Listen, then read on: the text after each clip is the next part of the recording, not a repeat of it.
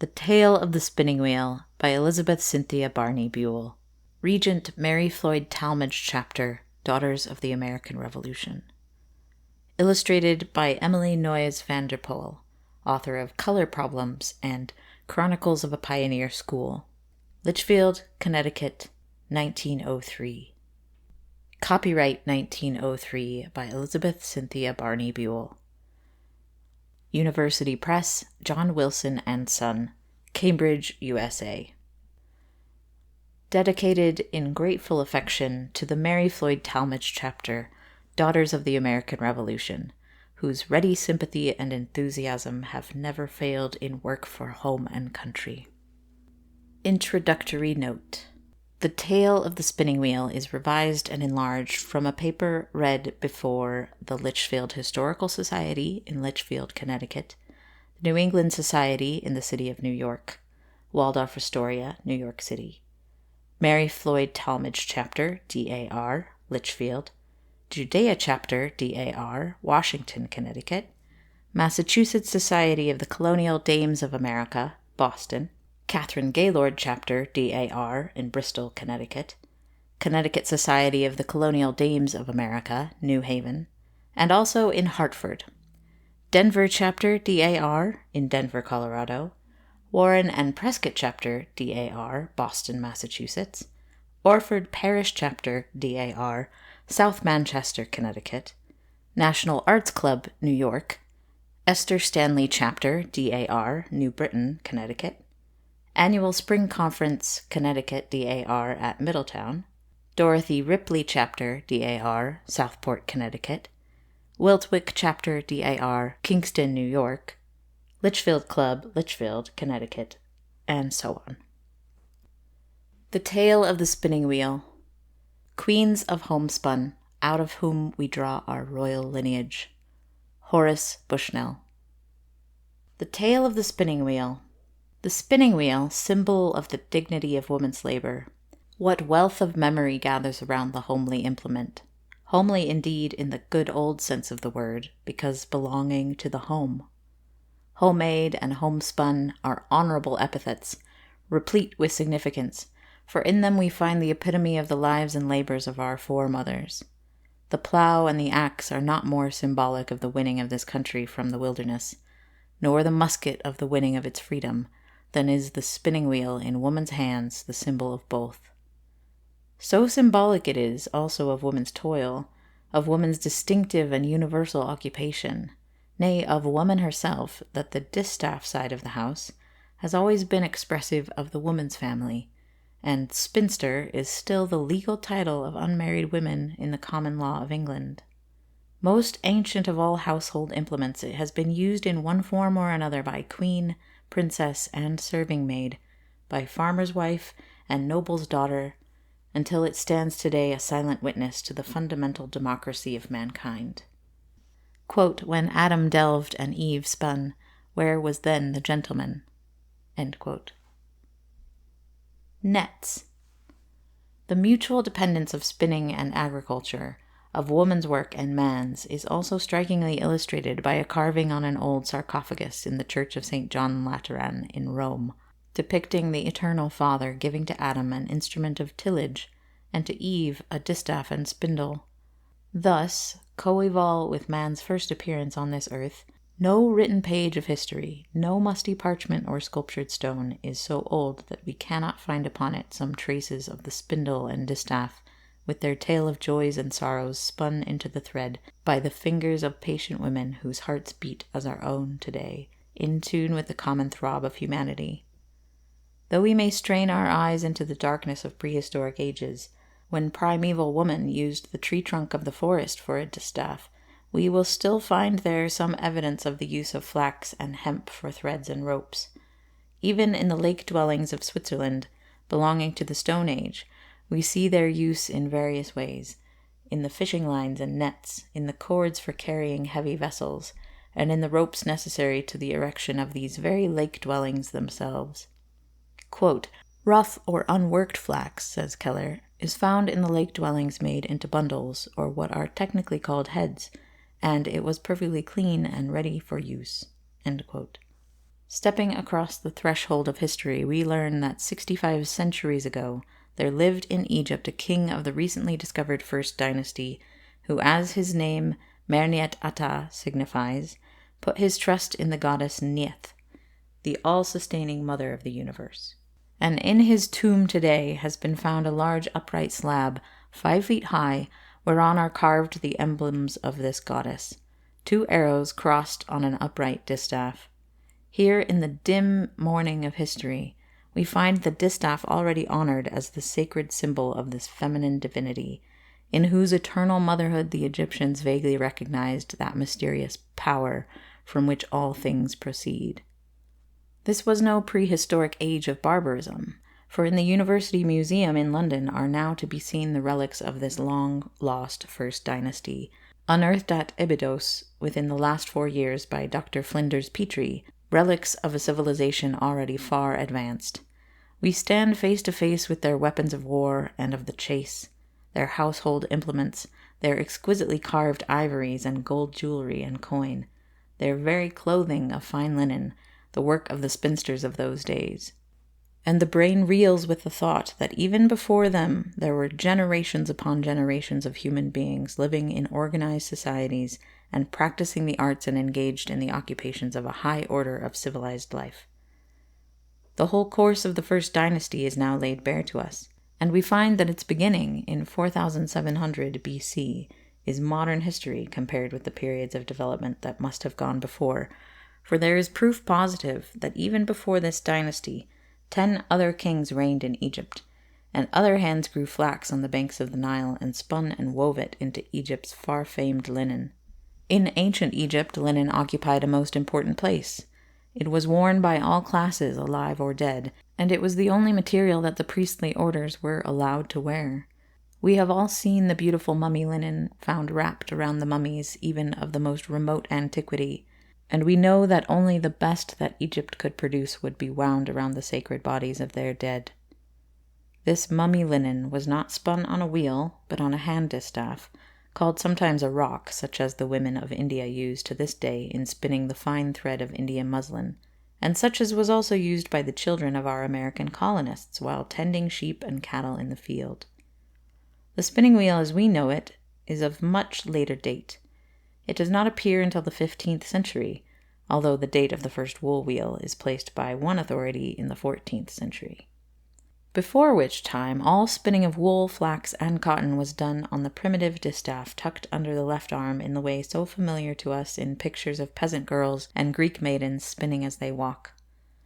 Woman's first distaff was the trunk of a tree, her spindle a rude stick, on which she wound and twisted the yarn as her fingers laboriously pulled and shaped it from the flax wrapped around the trunk. From this distaff of nature it was but a step to the manufactured distaff of history. This distaff was a staff about 3 feet long. The lower end was held between the left arm and the side.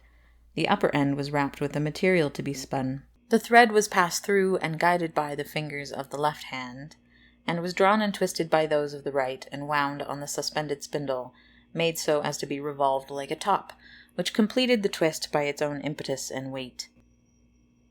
The illustration shows a distaff of the 15th century supported by a rude stand, leaving the left arm free to hold the spindle. In this slow and simple fashion the clothing of all the world was spun before the 15th century, and still is spun today in many lands.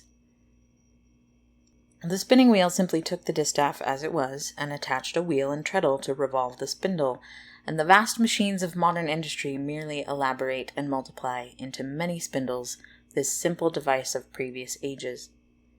The principle remains absolutely the same, so much so that we may say that from tree trunk to modern factory the methods of preparing and spinning flax have changed the least of all the industries, the sculptures of ancient Egypt depicting processes which are easily recognizable as those practiced today, not only in Egypt, but also by the modern Finn, Lapp, Norwegian, and Belgian flax grower. The paintings in the grotto of El Kab show the pulling, stalking, tying, and rippling of flax just as it is done in Egypt now, and our own colonists of 100 years ago followed precisely the same methods as the Egyptian, who preceded him in the world's history by 6,500 years. Pliny's description of Egyptian flax culture and preparation reads like an account of the labors of our own foremothers, and the walls of ancient tombs are covered with pictures of the old familiar process. Egyptian flax went to all parts of the world and occupied a foremost place as an article of commerce, for linen was the staple fabric for clothing of all the ancient peoples. Pieces of linen are still found clinging to skeletons in the tombs of the Chaldeans, and it was the national dress of the Babylonians and Persians. All who are familiar with the Bible know the importance accorded to flax and the flax spinner among the Hebrews. Joseph did not need to go to Pharaoh to be clothed in vestures of fine linen, if the women of his time were as deft at spinning as those women of a later day who brought their offerings to the furnishing of the tabernacle in the wilderness. Quote, "All the women that were wise-hearted did spin with their hands, and brought that which they had spun, both of blue and of purple and of scarlet and of fine linen, and all the women whose hearts stirred them up in wisdom spun goat's hair." End quote. Wise-hearted because in them, quote, "the Lord put wisdom and understanding to know how to work all manner of work for the service of the sanctuary." End quote. Guided in their handiwork by the Spirit of God, which fills not only poet and prophet, but artist and artisan as well. What a hum there must have been in the Israelitish camp as the women set hands to the spindle and took up the distaff, and the sound of many feet went through the tents as they walked back and forth, pulling out the long threads that were to hang in beautiful fabrics of embroidered woolen and linen cloth around the tabernacle. Quote, "Thou shalt make the tabernacle with 10 curtains of fine twined linen. The length of one curtain shall be 28 cubits, and the breadth of one curtain 4 cubits. And thou shalt make curtains of goat's hair to be a covering upon the tabernacle. 11 curtains shalt thou make. The length of one curtain shall be 30 cubits, and the breadth of one curtain 4 cubits." End quote. A hanging for the door was also made of fine twined linen. A cubit was about 1 8/10 of a foot. The amount of laborious spinning represented by those curtains will be better understood when we see later on the slowness of the process, and yet so much was sent in that Moses was obliged to give commandment, saying, quote, "Let neither man nor woman make any more work for the offering of the sanctuary." End quote.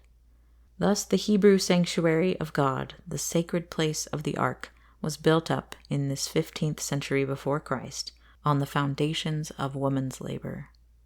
Let us turn for a moment to Greece. Once more we find woman's handiwork holding an honorable place, for the patron goddess of spinning, weaving, and needlework is none other than Pallas Athena, the warrior goddess of wisdom, founder and protector of Athens, and herself a spinner, acknowledging no rival among gods or men. Who does not know how the full fury of her godhead was let loose upon the luckless Arachne, that mortal woman who dared challenge her to a competition in spinning and weaving?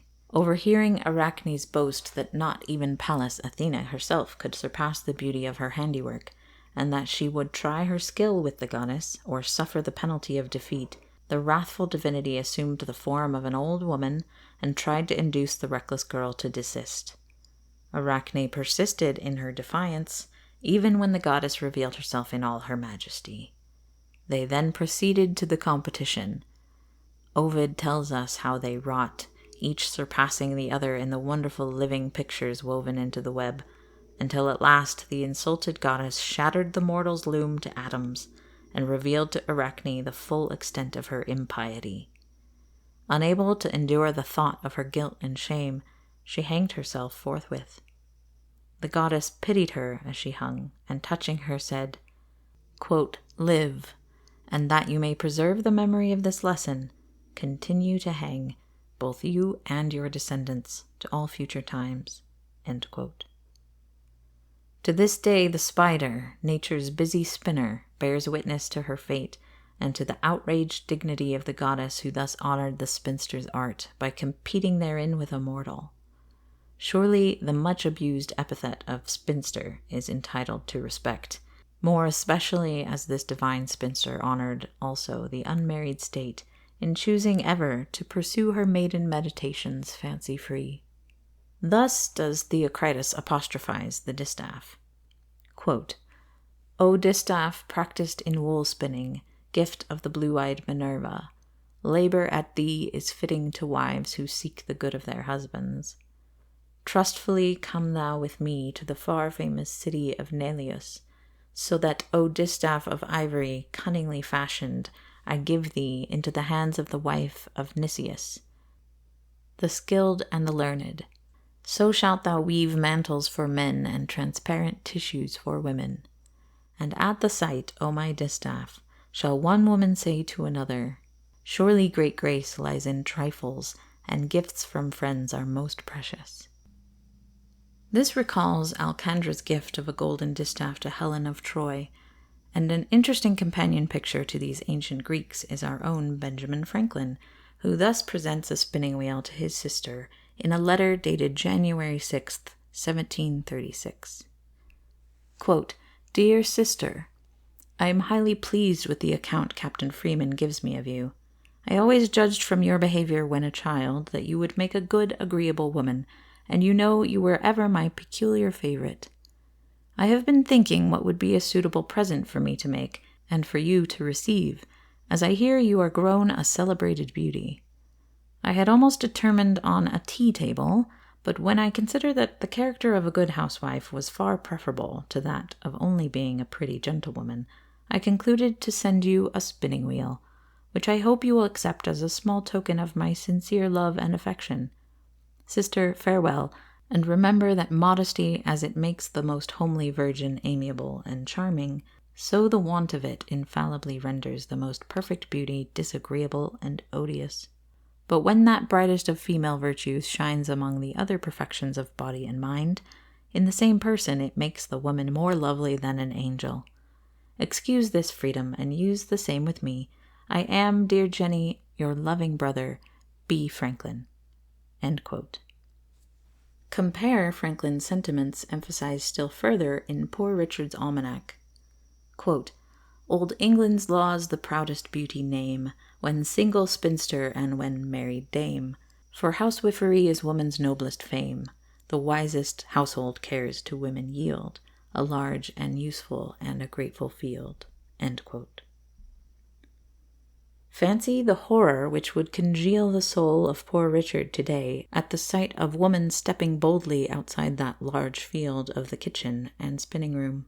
In the eyes of both Greek and American, the woman plying spindle and distaff was more nobly and graciously employed than the spoiled beauty gossiping over the teacups.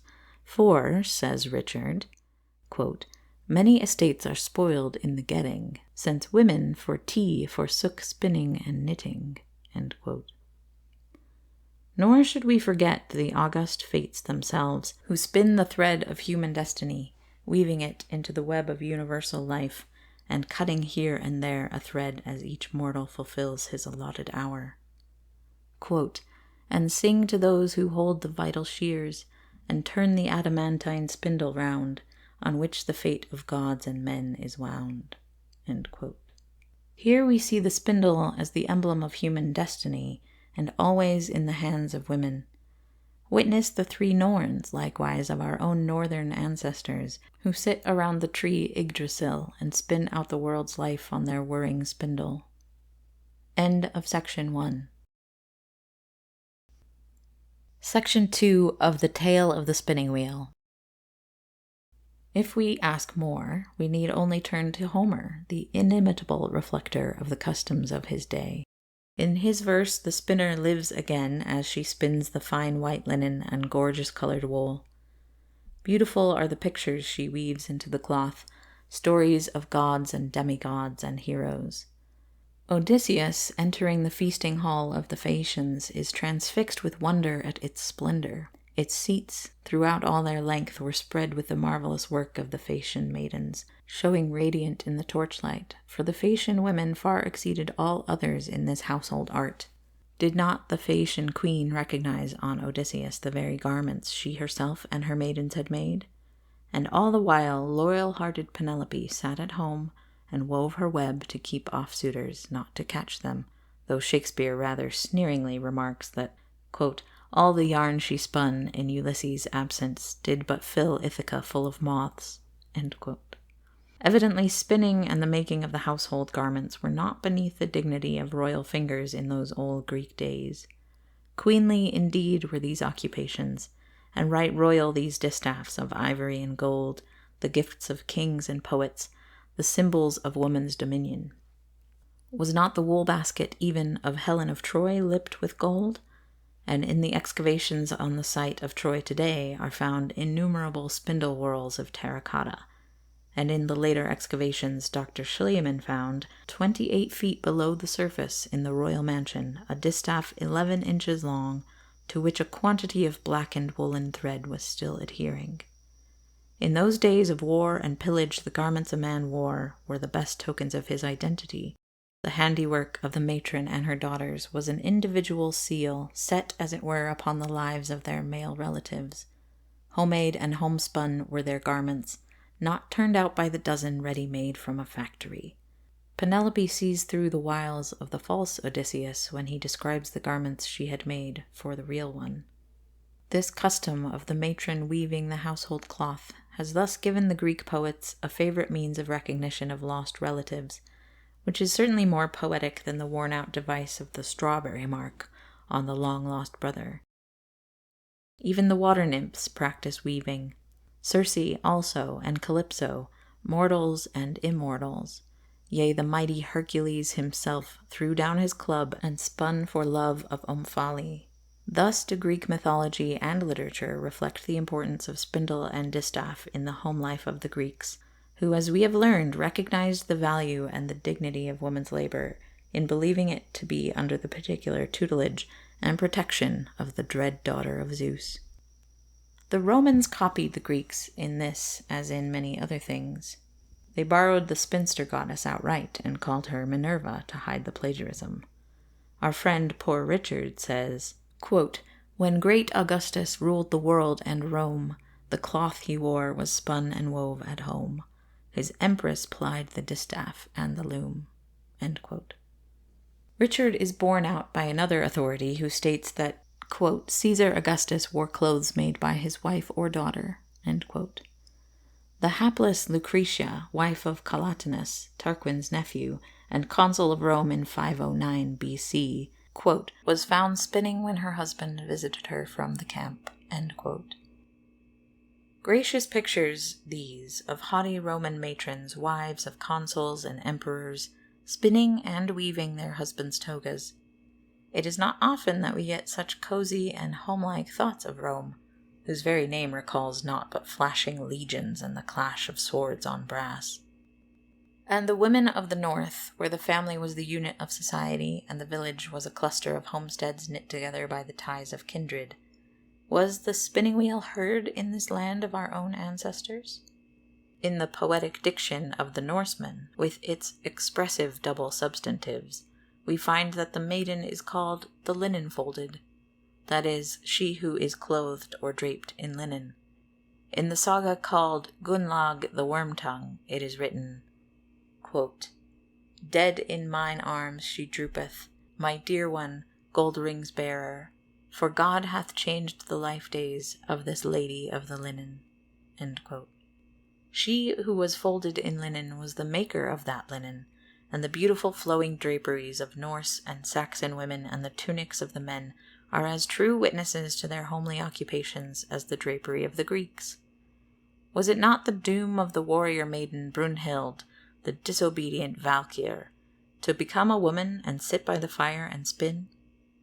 For the rough nature of the North revolted from feminine occupations, and this warrior daughter of Wotan saw in spinning only deep humiliation and disgrace. Thus the ancient northern literature is also full of pictures of the women spinning their household linen, spinning their wedding linen, spinning the linen of husbands and sons. Noble ladies in the halls of earl and thane, wives in the lowlier homes of simple freemen, and in the cots of peasant and thrall, they all spun and wove for the needs of the home. What music lover can ever forget Wagner's picture of the northern maids of later days assembled in a spinning bee to spin the wedding linen for one of their number?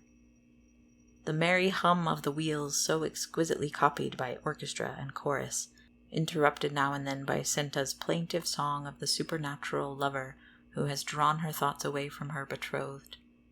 Surely this spinning chorus from the Flying Dutchman will live as long as music lives, and will remain a representative instance of this beautiful northern custom.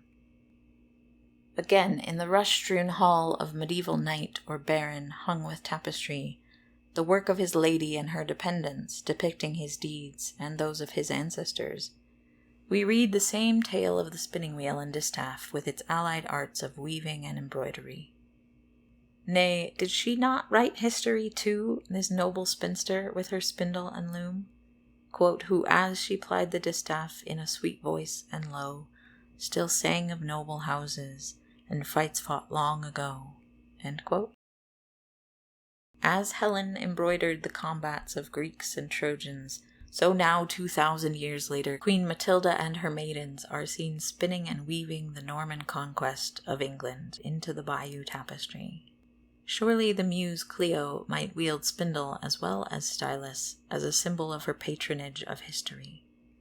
It was no shame to those high-born women to ply the distaff and figure in the songs of chivalry as the makers of all manner of household fabrics. Quote, my love to fight the Saxon goes, and bravely shines his sword of steel. A heron's feather decks his brows, and a spur on either heel. His steed is blacker than a sloe, and fleeter than falling star.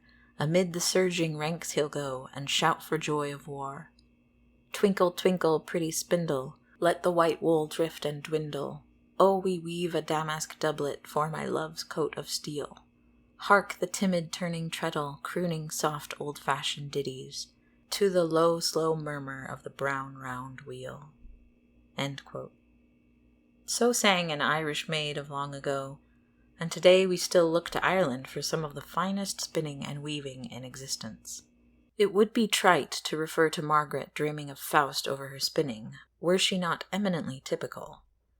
What maiden of the 15th and 16th centuries did not sit in the garden idly spinning her allotted tasks while her thoughts were far away?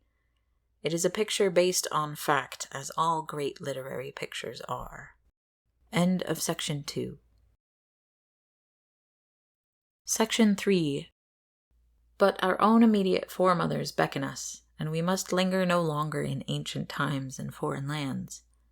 What have the spinning wheels here to tell us, as they lie gathering the dust of a century in some old musty garret, though an irate New England housewife might declare that not even the dust of a week ever gathered in her garret, or are brought down to the best parlor where they stand in honorable retirement tied up with ribbon? We know that at least every other one of them must have come over in the Mayflower, else how could so many yarns have been spun regarding the capacity of our ancestral ship? Here is a wool wheel. See illustration. Not so old as many others, perhaps, but all the more interesting for that, inasmuch as it proves how recently the real old homespun held its place amongst us. This wheel is a little out of the common. It was made by one William Hopkins, a resident of Lichfield, for his daughter, Nicey Melinda, about 1825. William Hopkins was a direct descendant of Joseph Harris, one of Lichfield's pioneers, who fell a victim to the tomahawk on Harris Plains in 1723. He had married Mary Hopkins of West Hartford, and lived just below the Symington cottage. His daughter Abigail married a cousin, Asa Hopkins, and their son Harris married Margaret Peck, sister of Paul Peck, the mighty hunter, and became the father of William Hopkins of the spinning wheel. William was a clever mechanic and made this wheel to suit Nicey's particular fancy. It has 2 heads instead of 1, a new and an old-fashioned one, and the edge of the wheel is narrow and has a little groove in it instead of being broad and flat. Nicey Melinda married John A. Woodruff and lived on a farm this side of Townhouse First. Then they sold out there and came into Lichfield, where they took up a residence on West Street. She died in 1888.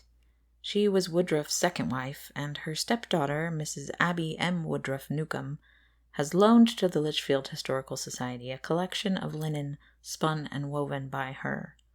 It consists of sheets, pillow slips, as they were called, and tablecloths, and there is also a red broadcloth cloak entirely homemade. Her reel is also still in existence and has been presented to this society. The illustration shows the marking on the linen worked by her in a black sewing silk, the fine threads being counted at every stitch. Think of the labor represented by every inch of this linen, whose sheen is hardly surpassed by the finest silk or satin, made on a lonely Connecticut farm by a busy woman for whom it was only one of innumerable other tasks. Perhaps we had best pause here to outline this process of linen manufacture, that we may the better understand what the work of women like Nicey Melinda meant to our country in her time, but more particularly in the earlier times of the colonies and the Revolution. In speaking of the patriotic devotion of the men in our war for independence, of their bravery in battle, their dignity and wisdom in the council hall, their patient endurance of every hardship and privation, we must not forget that their ability to meet these demands and to be what they were was due to the independence of their homes of every outside help in supplying the necessaries of life. And this independence was due solely to the patient industry, the unceasing and voluminous manual labor of our grandmothers from their earliest childhood to their death. Every home farm supplied its own food and drink, medicine, fuel, lighting, clothing, and shelter. The very term linen, as employed by our ancestors, meant the homemade article, Holland always signifying that which was imported. Almost every article, in short, of household use and consumption was homemade, and homemade by the women. Women's hands made all the supplies of soap and candles. They distilled all the medicines from the herbs of the field. They stocked the larder with pies and pickles, jams and jellies and preserves. They brewed the mead and metheglin, and all other household drinks. They churned the butter and made the cheese. They ran bullets, as we very well know in Lichfield, where the leaden statue of George III, torn down from the Bowling Green, New York, and hurried thither, was melted by Lichfield's patriot women on the back orchard of Oliver Wolcott. And lastly, they spun into thread and yarn the flax and wool that was raised on the farm, and then knitted every pair of stockings and mittens, wove every inch of linen and woolen cloth, and cut and made every stitch of clothing worn by a family which generally numbered 10 or a dozen Johns and Hezekiahs and Josiahs and Hepzibahs and Mehetable Anns. No wonder a man could go to war for his country's independence when he left independence herself at home in the person of his wife. No properly brought-up maiden of those days would think herself prepared to marry until she had collected in her linen chest all the necessaries of housekeeping spun and often woven by herself, besides all things necessary to complete her trousseau. 10 pairs of linen sheets at least she must have, and she must, quote, knit a pillow-slip full of stockings, end quote, before she could even think of the happy event. Thus the time of a young girl was largely used in spinning her own wedding outfit. Whether rich or poor, it made no difference. The wealthiest spun with the poorest, and you will find the spinning wheel of both kinds in the musty old inventories of estates of every value, and in the setting out of every bride, whether she left a farmer's lonely homestead or the proud colonial mansion of the well-to-do. The millionaire was an unknown species then. Let us now see how much work there was in this spinning, which was only one of those numberless other things our grandmothers had to do. Flax was sown in May, and when the plants were 3 or 4 inches high, they were weeded by the women and children, walking barefoot on account of the tender stalks. At the end of June or in July, it was pulled up very carefully by the roots, by men and boys, and laid out to dry, being turned several times in the sun. This operation was called pulling and spreading. Then came the rippling, a process by which the stalks of flax were drawn with quick stroke through an iron wire comb with coarse teeth. This broke off the seed balls, which were caught in a sheet and saved for the next year's crop. The flax was still in the field, where it was now tied in bundles called beats or baits, and stacked in a tent-shaped stack called a stook. When the stacks were dry, they were again treated with water to rot the leaves. This was called redding. The baits of flax were piled in running water in a solid heap and left for about 5 days, when they were taken up and the rotting leaves removed. When cleaned and dried, the flax was once more tied in bundles. It was then broken by men on the great flax brake in order to separate the fibers and get out from the center the hard woody hex or bun. This clumsy instrument need not be described here, further than to say that a heavy beam set with slats, hinged to an underbeam also set with slats, corresponding to the intervals of the upper one, was weighted and allowed to fall on the flax laid in between. The flax was usually broken twice, then scutched or swingled with a swingling block and knife to remove any remaining bits of bark. The clean fibers were then made into bundles called strikes, which were swingled again, the refuse from the process being used for coarse bagging. The strikes were sometimes beetled or pounded in a wooden trough over and over until soft. The flax was now ready for the process of hackling or hetchling, which required great dexterity on the part of the hetchler. The flax fibers were carefully drawn toward the hetchler through the teeth of the hetchel, thus pulling out the fibers into long continuous threads and combing out the shorter threads. This implement has given its name to that process of heckling so familiar, for instance, to henpecked husbands when lectured by irate wives. Our inelegant but expressive modern slang would say she combed him down. These are the combs she would use, figuratively at least, if not actually. After the first hackle, 6 other finer ones were frequently applied, and the amount of good fiber left after all this hackling, even from a huge mass of raw material, was very small. But a very large quantity of linen thread could be spun from this small amount. The fibers were then sorted according to fineness by a process called spreading and drawing. Now at last the flax was ready for the wheel, and was wrapped around the distaff. This thread she wound on bobbins as she spun it, and when the bobbins were full she wound it off onto a reel into knots and skeins.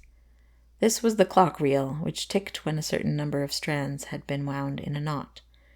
Then the spinner would pause and tie the knot, and if at that moment some ardent admirer were watching this pretty and graceful occupation, it is not at all likely that the busy spinster could escape a more tangible proof of his admiration, for it is written that, quote, "he kissed Mistress Polly when the clock reel ticked." End quote. Doubtless John Alden improved his opportunities when he was told to speak for himself. At least let us hope that Priscilla did not have to hint about everything. It was a good day's work to spin 2 skeins of 20 knots each, every knot having usually 40 threads. For this work a woman earned 8 cents a day and her keep. In the valley of Wyoming, where so many Connecticut families emigrated, to meet their terrible doom later on at the hands of the Indians, a woman was paid 6 shillings a week for her labor at spinning. Before the threads could be woven, they still had to pass through a long and laborious process of bleaching by soaking them in many waters, then with hot water and ashes over and over again, and then in clear water again for a week, then a final seething, rinsing, beating, washing, drying, and winding on bobbins, when they were at last ready for the loom. Such was the far from simple process of flax culture and spinning on the farm. When we remember that wool culture and spinning was scarcely less laborious, and that the home weaving of both kinds of thread has not yet been taken into account, we shall begin to realize what it meant to the women of '76 when they voluntarily took oath to wear naught but homespun, they and their sons and their daughters.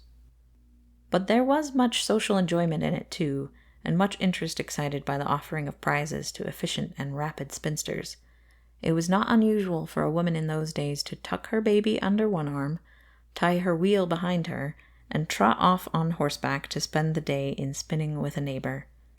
Many a well-to-do matron, quote, had a touch so skillful that she could spin 2 threads, one in each hand, while she kept the treadle of her flax wheel moving with her foot, held the baby asleep across her knees, and talked with her visitors, end quote. Or, when weather permitted, quote, the wide hospitable door would be thrown open, and the thrifty housewife in the afternoon dress of mull or taffety, and a fine cambric apron, would step back and forth between the great wool wheel, set in the spaceway spinning fine yarn while neighbors dropped in, end quote. Speaking of 2-handed wheels, I find the following quaint advertisement in the Hartford Courant for January 5th, 1801. quote, all kinds of spinning wheels and reels made and repaired by Joel Baldwin of Bristol, living on the road from Cambridge Meeting House to Farmington. Note, two-handed wheels are highly recommended to young women as they can spin 1/3 faster on them. Bristol, December 15th. End quote. End of section 3. Section 4. And then the spinning bees and spinning classes, the sewing circles of those days.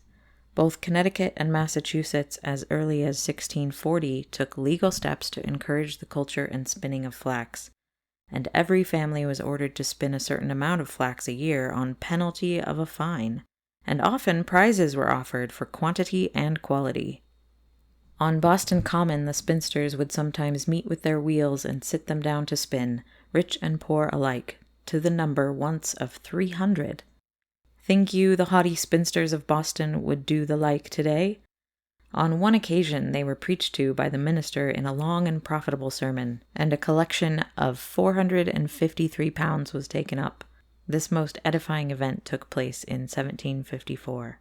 Sermons and spinning evidently went hand in hand, for I find in the Lichfield Monitor for May 16, 1798, the following item of news.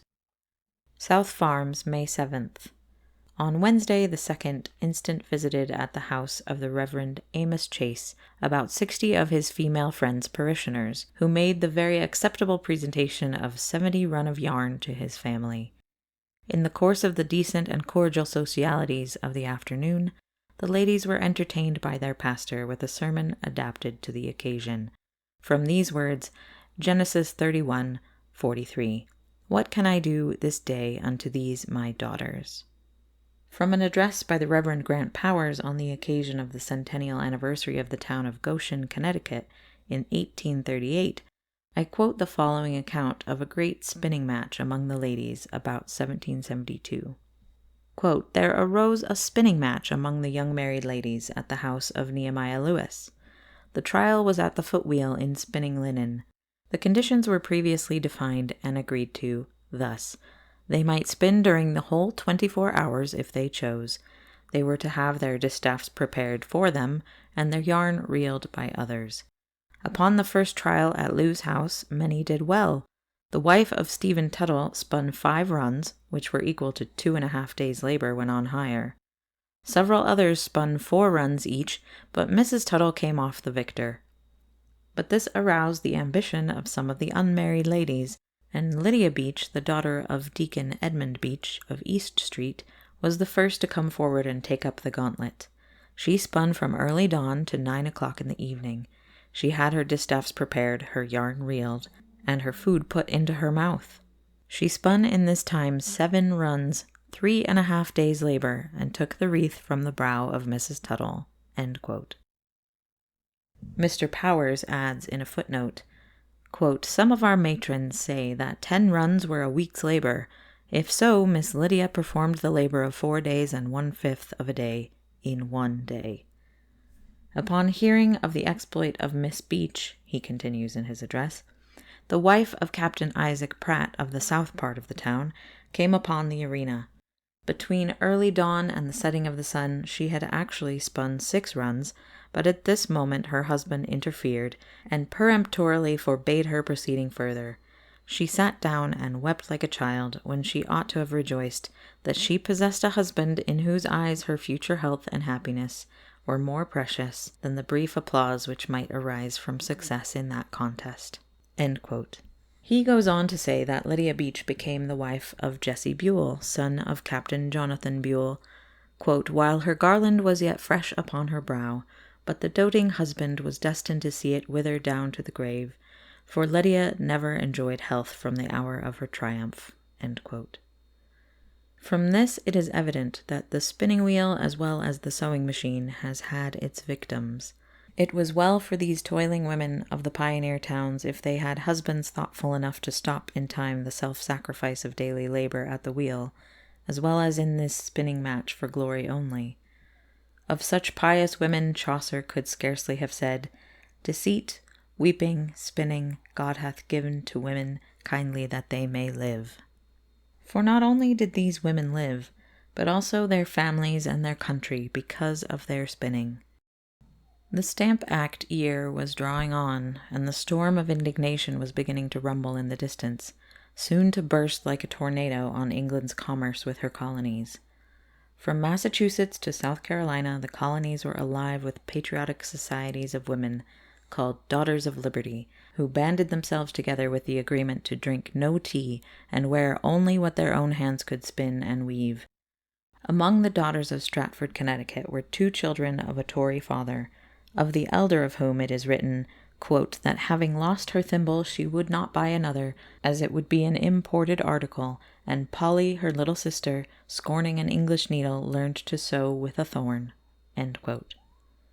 Think of that, all ye modern women to whom sewing is enough of a thorn in itself without using another to sew with. Everywhere these daughters met together to spin, once to the number of 70 in one place. In Rowley, Massachusetts, quote, 33 respectable ladies, as the story runs, met at sunrise with their wheels to spend the day at the house of Reverend Jedediah Jewell, in the laudable design of a spinning match. End quote. Of course the Reverend Jedediah preached to them, but they were also given bodily sustenance in the form of a polite and generous repast. All honor to these daughters of the olden time, whose spinning wheels did surely spin out their country's glorious destiny. Queens of homespun, Horace Bushnell called such women, out of whom we draw our royal lineage. And today, another patriotic society of 40,000 modern daughters, their descendants, have surely honored themselves in choosing for their insignia this very spinning wheel and distaff, this symbol of their grandmother's toil and self-sacrifice and patriotism. For in that little emblem are embodied all the blood and tears, the sorrow, the rejoicing, and the patient, steadfast labor of the women of the American Revolution. The Reverend Mr. Powers, in his centennial address, after eulogizing the men, thus speaks of these patriot women of our land. Quote, "Nor do we speak of these men only, but their mothers, their wives, and their daughters were like them.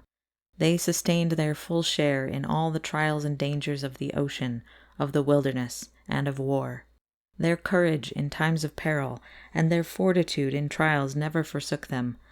They gave up their husbands and their sons for the cause of God and their country, and their example was all-powerful. And this was true not only of Pilgrim women, but of women in the Revolution. This town possessed them. I will give one instance of this, that it may be a memorial of her. Abraham Parmel was a warm patriot in the Revolution, but in this it is said he was thrown into the shade by the patriotism of his wife Mary Stanley that was. She was fixed in the righteousness of the cause of the colonies, and when war broke out, she said they would prevail. She said she could pray for the cause of America, and not in the darkest period of the conflict, when many faces were pale, and many hands were on their loins, did this woman's confidence fail her in the least, and her actions corresponded with her words. 4 different times did she fit out her own son Theodore for the battlefield, and gave him her parting blessing, and with her own hands did she make 5 soldiers' blankets, not to sell, but sent them a present to the poor soldiers, who after the battles of the day had neither bed nor covering for the night. Could soldiers thus sustained ever relinquish the cause of their country? Never." End quote.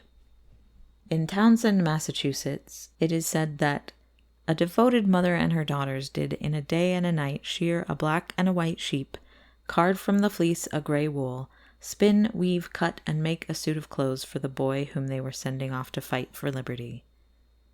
W.J. Stillman, in his autobiography, tells of a similar instance occurring in the pastor's family in Newport, Rhode Island, in whose home his mother grew up. Coming from such homes as these, no wonder that the boys of '76 won that fight. But New England was not alone in her encouragement of flax and wool culture. Virginia, where wild flax grew in profusion, was even earlier than Massachusetts in arousing an interest in flax spinning. In 1646, 2 spinning schools were established in Jamestown, and prizes were offered for the best work, until the whole colony was engaged in this home industry. Every great and little plantation had its spinning house, where the female slaves were kept busily spinning, the mistress herself joining in the work. We are of course reminded of the spinning house at Mount Vernon, where Lady Washington marshaled her dusky spinners. It is said that she raveled and dyed her old silk gowns and silk scraps, and had them woven into chair covers. Sometimes she did the reverse, weaving a dress for herself out of raveled cushions and the general's old silk stockings. Madame Pinckney, another dame of high degree, was actively instrumental in starting the flax industries of South Carolina. The German settlers of Germantown were also great flax growers, as attested by their town seal, the device of their leader, Father Pastorius.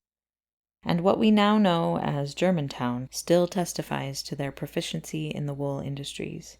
The wives and daughters of the Swedish colony, as early as 1673, employed themselves in spinning wool and flax, and many in weaving, and the excellence shown by the wool and flax workers of New York occasioned uneasiness in the mother country, which rightly saw in it the possible independence of the colonies of all English cloth and clothing. End of Section 4. Section 5.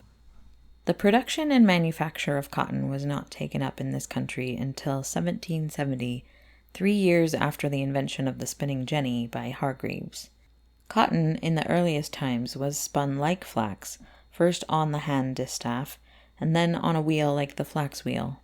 For some time after its introduction into this country, it was far more expensive and considered more of a luxury than linen. It was called by the East Indian name of hum-hum. A work pocket in the Litchfield Historical Society contains a piece of the first cotton cloth made in America. The pocket is large and was worn at the side, evidently to hold flax in while spinning, for some flax still remains in it. The growing and spinning of cotton cannot, however, be counted among the truly colonial industries. The Stamp Act soon stirred all patriotic Philadelphians to the resolve to eat no meat of the mutton kind, a resolve rendered still more stern in 1775. A wool factory was fitted up, and, to quote Mrs. Alice Morse Earle, footnote, to whose charming book, Home Life in Colonial Days, I am indebted for many facts related to colonial spinning. End footnote. Quote, an appeal was made to the women to save the state. In a month, 400 wool spinners were at work. End quote. In the same year, the Provincial Congress made an appeal to the people for 13,000 warm coats for the Continental Army, to be ready for the soldiers when winter came. It was a time when all preparations for the war seemed to be in the most hopeless snarl, and army supplies were scarce and often lacking. Today, a contractor would make nothing of the job, possibly in more senses than one. But 100 years ago, the wool wheels and hand looms were set humming by hundreds of hearthstones, and, writes Mrs. Earle again, the order was filled by the handiwork of patriotic American women. In the record book of some New England towns may still be found the list of the coat makers. Every soldier volunteering for 8 months' service was given one of these homespun, homemade, all-wool coats as a bounty. So highly were these bounty coats prized that the heirs of the soldiers who were killed at Bunker Hill before receiving their coats were given a sum of money instead. The list of names of soldiers who then enlisted is known to this day as the coat roll, and the names of the women who made the coats might form another roll of honor. The English sneeringly called Washington's army the homespuns. They little knew the power and significance of that title. Well did Horace Bushnell call it mother and daughter power. Thus we see that in New England the culture, spinning, and weaving of wool, as well as flax, was as religiously encouraged as in Pennsylvania, Virginia, and New York. The great wool wheel was as necessary an implement in every household as the little flax wheel, for every home had by law to contain one spinner. Children of all classes were required to learn to spin wool, and met on equal footing over their work. Homespun became so universal a commodity that imported woolens were not missed when the time came to forbid them from the country. It was a process of many months of hard labor to convert the raw fleece into the all-wool goods a yard wide, which we cut up so recklessly today. Another old saying, dyed in the wool, represents another laborious process, that of dyeing the wool with homemade dyes. All kinds of homely flowers were used for these dyes, a beautiful green being made from goldenrod mixed with indigo, blue made from the blue paper that wrapped the old sugar loaf, and from indigo bought from traveling peddlers, was the favorite color, possibly because the easiest to obtain. And the old blue dye pot stood constantly in the chimney corner like the Frenchwoman's pot à feu. We cannot help wondering if the coats of the homespuns were blue. And the familiar blue of the Patriot Army, was that also women's work? After the dyeing came the carding, a very deft process, and also a very dirty one, for the wool had first to be rubbed with melted swine's grease, 3 pounds of grease to 10 of wool. This process corresponded in purpose and method to the hetcheling of flax, as the wool was drawn into parallel fibers through bent wire teeth set in a leather or wooden rectangle, called a wool card. Here are the wool cards of Maria Talmadge, second wife of Colonel Benjamin Talmadge, the famous major of Connecticut's Second Light Dragoons, the friend of Lafayette and confidant of Washington. They belong to the valuable collection of the Litchfield Historical Society. By these clumsy-looking implements the wool was twisted into little rolls and was then ready for spinning. This wool spinning called for the most alert and graceful series of movements, to which our foremothers owe in large part their poise and dignity of carriage. The little roll of wool was placed on the spindle, the great wheel was given a quick turn, and the spinner stepped quickly backward 3 or 4 steps, holding the twisting yarn in her left hand, high above her head, and then with a quick forward movement she let it wind around the bobbin, and the process was repeated. An active spinner could spin 6 skeins a day, and to do this it is estimated that she walked with her backward and forward steps over 20 miles. Yarn was wound from the spindle on clock reels and also on hand reels called niddy-noddies. To be knitted it had also to be washed and cleaned. To spin the finest yarn was a much desired accomplishment among housewives. It is said that one Mistress Mary Prigg once spun a pound of wool into 84,000 yards. That is nearly 48 miles. All these different manipulations lasted many months, though they could be accomplished in much shorter time. They also furnished occupation for an entire family, from the grandmother down to the children, when on long winter evenings they all assembled before the kitchen fire. It is impossible here to go into the home process of weaving this wool and linen thread, but it was no less laborious than all that had gone before. Suffice it to say that in almost every house throughout New England, Pennsylvania, and Virginia, the hand loom was to be found, and every farmer's daughter could weave as well as spin, although weaving was not so wholly woman's work as was spinning. Homespun linen, after being woven, had to undergo about 40 processes of bleaching, as it was still light brown in color. It was often kept out on the grass for weeks at a time, until at least 16 months had elapsed since the planting of the flaxseed to the final evolution of the finished sheet or pillowcase.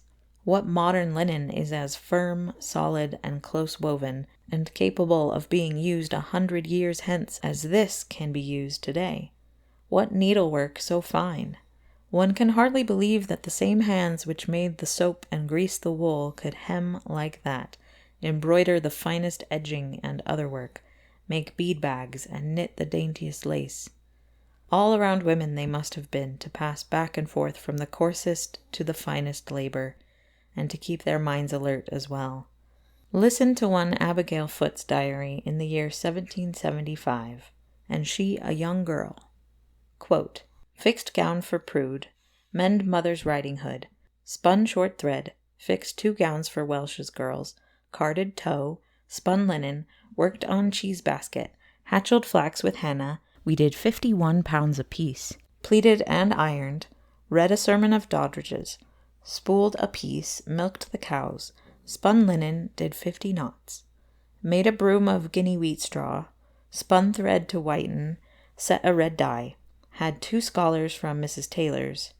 I carded 2 pounds of whole wool, and felt nationly. Spun harness twine, scoured the pewter." End quote. All this besides washing, cooking, weaving tape, knitting, weeding, picking geese, and making social visits. And yet we talk about modern rush and hurry and the strenuous life. It is merely a change of occupation. We hear it constantly said of our ancestors' fine needlework, delicate handwriting, and so on. Oh, they had more time to do such things. Would not Abigail Foote dispute that, think you? Also, Mrs. John May, a prominent Boston woman, who writes in her diary for one day, quote, "A large kettle of yarn to attend upon. Lucretia and self rinse, scour through many waters, get out, dry, attend to, bring in, do up, and sort 110 score of yarn. This with baking and ironing. Then went to hackling flax."